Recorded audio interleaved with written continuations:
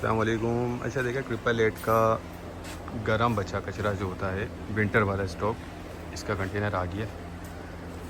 ये देख लें, एक दो बंडल साइड से दिखाता हूँ। सारा गरम होता है, चाइना का 100 kg 100 किलो उसका वज़न होता है।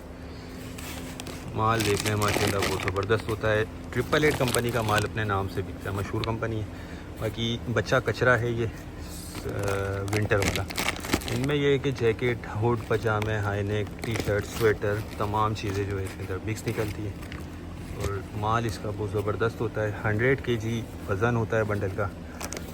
ये देख लें, बेबी बाबा दोनों इसमें मिक्स होते हैं। साइज़ इसके अंदर सारे मिक्स होते हैं। सारा रंगीन माल है ये। तो जिसको भी चाहिए वो रब्ता कर लें। बंडल भी मैं आपको इसको दिखा देता हूँ।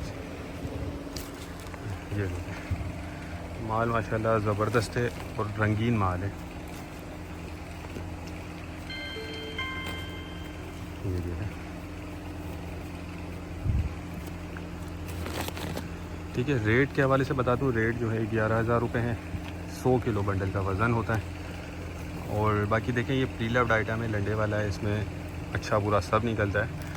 ये कि थोड़ा बहुत ख़राब दाग धब्बे या कटे फटे इसके अंदर बाज़ औक़ात किसी बंडल में आ जाते हैं। बाकी ओवरऑल बहुत अच्छा रोज़ी वाला माल है। जो लेना चाहता है वो रब्ता कर ले, टाइटल में नंबर दिया गया है।